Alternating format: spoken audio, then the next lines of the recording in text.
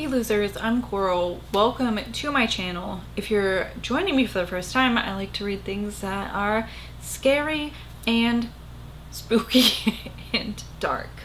So if you're into that, welcome to the party.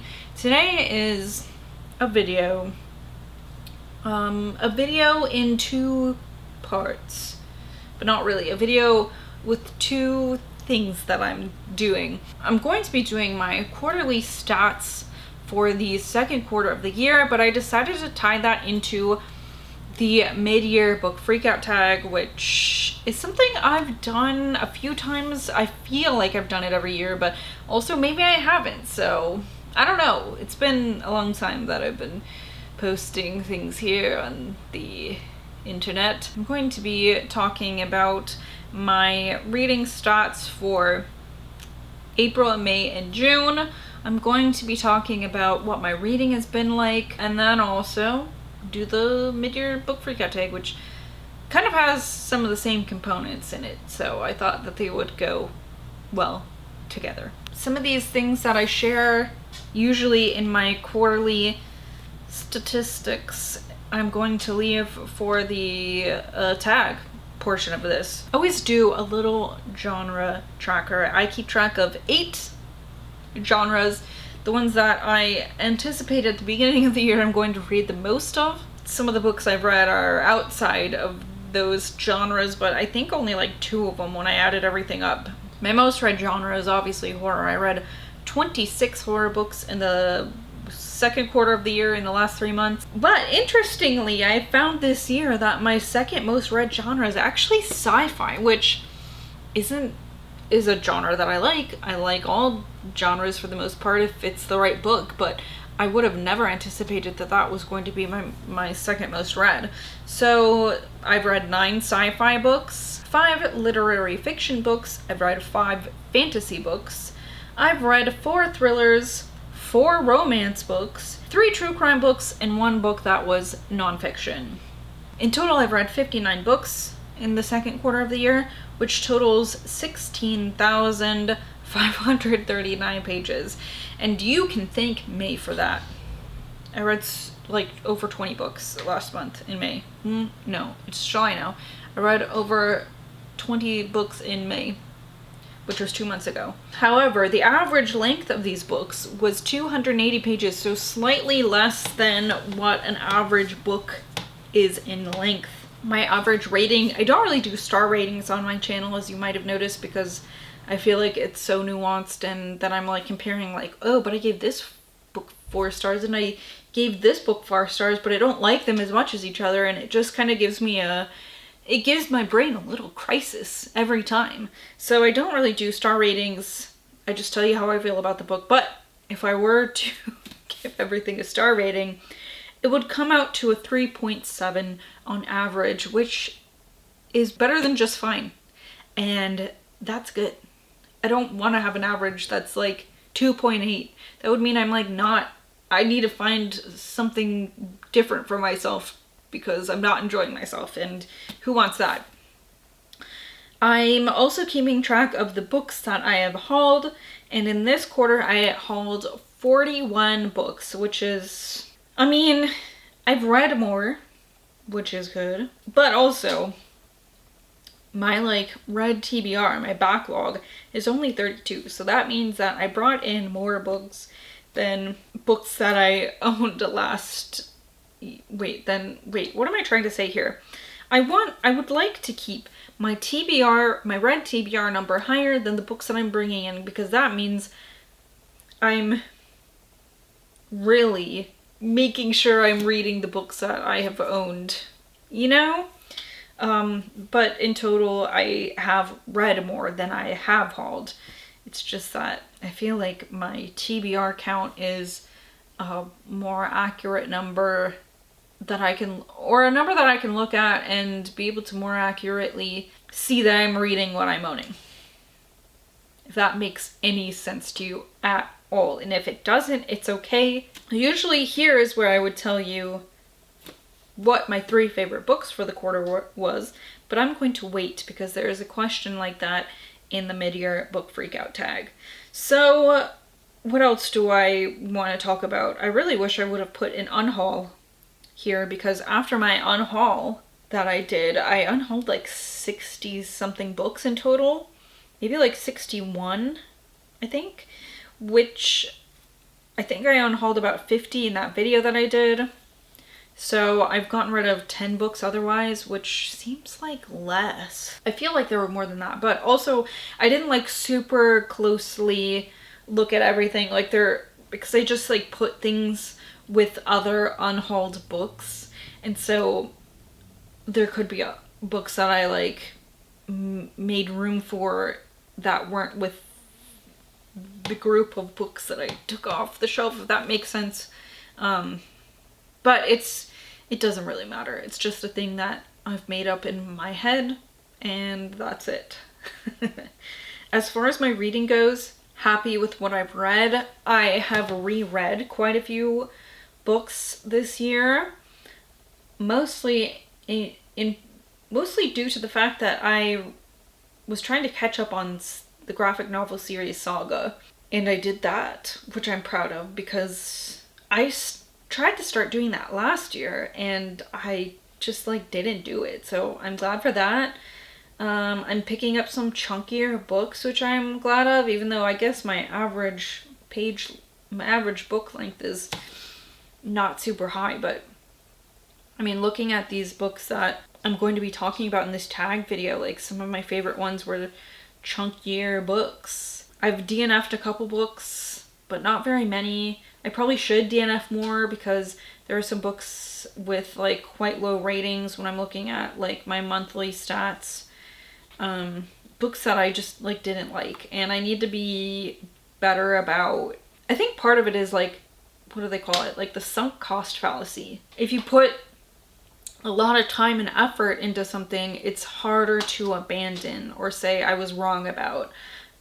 So if I don't like a book like right away, I have an easier time saying I don't like this, I'm not going to read it. But if I'm halfway into a book and I'm like trying really hard to like it and I don't like it, I just keep reading it for some reason. So I need to, in my brain, decide that it's okay to read half a book and not like it, and stop like forcing myself to power through it. Why do I do that? I don't know. I'm thinking of like a few last month, even like Siren and the Spectre. Why did I fucking read that? I don't know. Last month I read Children of Chicago. I didn't really like it. I continued to read it. I finished the whole thing. Why? I don't know. It's such a waste of my time. You know, it's really such a waste of my time.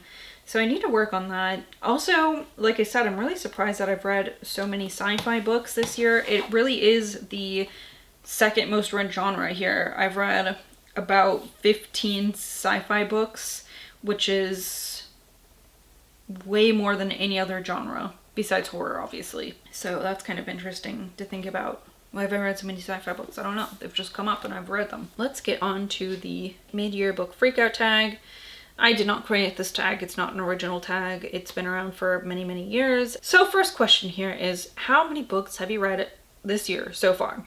I've read 95 books so far, and I'm about to make it through 96 because I'm reading Strange Pictures by Ugetsu is a movie. Who's the author? They just go by one name. Uketsu, maybe? I feel like it's... God, it doesn't matter. It does matter. They wrote a book, but I'm not really talking about this book right now, except for the fact that I really need to finish it because I need to return it to... It needs to go back to the library. Next question, the best books you've read so far. So now I'm going to be talking about the three books that were my favorite of this quarter, and also touch on my three books that I picked for last quarter. So for this quarter, The Devils by Joe Abercrombie. This is the start to a series. I'm so stoked about it. This was just such a great book that has religious horror, fantasy in it. It's a story about this like motley crew who most of them are prisoners of the church, and they're devils, they're monsters, they're people who've done bad things, you know, but they team together to get this young woman named Alex, who is the long lost princess of the kingdom, to wherever the fucking princess is supposed to be, I guess. And it's just such a good book. Joe Abercrombie is a phenomenal writer. He's so funny. He can write things that are like funny and dark, and they just go so well together. It reminds me of why I like Christopher Buehlman with his fantasy books, how The Black Tongue Thief in particular, it's like legitimately one of the funniest books I've ever read, and also so dark sometimes, and this is like that. I love this book so much. Second pick, Dungeon Crawler Carl by Matt Dinniman. This is also the start to a series. This is about Carl, who is an Earthling, and he finds out that Earth breached a like intergalactic contract, and now most of the people of the Earth are dead, except for a few who might survive if they participate in this like dungeon crawler game that is being broadcast live across the galaxy. It's also so fucking funny. It's seriously so funny. I think I want to read this again, like before I read the second book. Is that ridiculous? I just read this like in May. But it's very funny. He has a cat companion named Princess Donut, and it's just so good. My third book for my quarterly favorites for this quarter is The Lamb by Lucy Rose, which I don't have a copy of, but I need to buy it.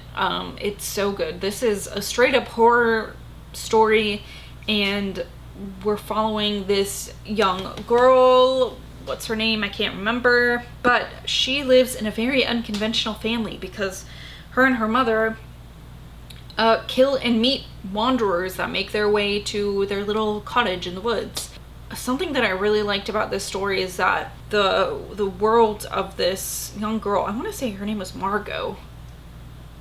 Is that it? I feel like it's an M-A-R-G name.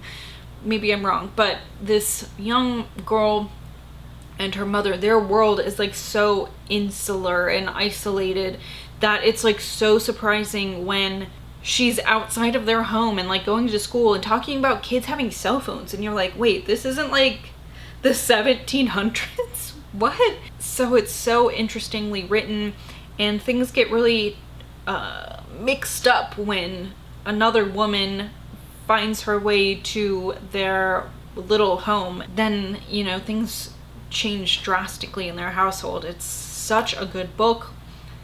It goes further than I expected it to plot-wise, you know? Like, it just takes it places where I thought that things would happen and they didn't, and it just takes such a turn, and I really enjoyed that story. My three picks from last quarter were 1, Victorian Psycho by Virginia Fiedo, which I also don't have a copy of, and I really need to get one. This was a shorter novel about a governess named Fred who gets hired to take care of these children in this wealthy family, and she is very cheery and also deeply troubled, and it's another book that goes places I didn't expect it to. I just really loved the main character in this, her affect and the things that she said and the things that she did. She was so weird and like so cheery, but then like doing weird, gross, bad things. It's like she doesn't realize that. It's almost like she doesn't even consider these things weird and gross and bad in her mind. They're just the things that she does and the things that she wants to do. Not in a Patrick Bateman type way where he's sort of a narcissist, and I don't believe that this character is. She's just deeply troubled. Then also my other pick was Heart Strange and Dreadful by Tim McGregor. This is a story that takes place in the early 1800s. We're following a woman named Hester who has been adopted by her aunt and her uncle. They treat her poorly. They kind of see her as a thing that they're going to be stuck with because she was burned as a young child in a house fire that her parents died in, And so it seems like she's just kind of there to do work for them, which is really unfortunate. But then the stranger comes to town, and following him is this illness that starts killing off people in the village. And it seems like the things that the stranger is talking about might have a hand in this illness, and they just want to figure it out. But it's very good. The ending made me upset, but the more I think about it, the more I kind of like it, just because it made me react in such a way. So yeah, I don't know, it's a good one. And then probably I think this might be my favorite book that I've read so far this year, is In the Valley of the Sun by Andy Davidson. This is a story where we're following this like kind of sleazy cowboy named Travis, and he meets a woman one night, and he wakes up and there's like blood all over the like camper trailer that he lives in. He wakes up with this blood covered camper trailer in like a little trailer park thing. Not like a trailer park, but a place where you can bring your campers and RVs to camp out. It's attached to this like little diner, and that little diner is run by a mother named Annabelle, and she has a like preteen son named Sandy, and she's widowed. Travis kind of needs to stay there because of what's happening with him, and Annabelle and Travis kind of start to form a connection, and Sandy and Travis kind of start to form a connection, and the whole time you're like, oh god, I just hope this doesn't go like deeply and terribly wrong, and you're sympathetic for characters who don't deserve it, and it's just like such a beautifully written story, and like the end makes me want to cry. So I know that was a long answer, but I felt like I need to tell you about them all. The next question is the best sequel that you read this year, and I honestly, I don't read, sorry, a lot of crinkling over there. I don't read a lot of series. Usually when I do, I read the book and I'm like, I don't want to finish this. In this case, I've read a couple books and series that I want to continue on with, but it's either a new release, so there isn't a sequel, or I just haven't read the sequel yet. But I read a lot of sequels in this series this year. This is Saga. This is a graphic novel series. It is like a sci-fi fantasy story where there is a planet that's warring with its moon, and basically everything surrounding that has gotten pulled into this fight, and it's like you're either for this place or this place, and then other people are fighting with each other because of who they're supporting and like all that stuff. The plot of the story is that a woman from the planet falls in love with another soldier from its moon, and they end up having a baby together, and so now like all the politicians, all the authorities want to hunt them down and kill them so that nobody finds out that maybe they're not as dissimilar as, you know, the propaganda wants everyone to believe that they are. Next, a new release I haven't read yet. I have so many of those. My whole TBR for July is full of them, and if you want to know which ones I'm reading, you can watch that, but I'll list off just a couple. Buffalo Hunter Hunter, The Starving Saints, Blood on Her Tongue, Feeders. Really excited for those. Next question, most anticipated releases for the second half of the year. I have a whole video dedicated to this as well. Some I'm really interested in are Dark Sisters by Christy DeMeester, Shoot Me in the Face on a Beautiful Day by Emma E. Murray.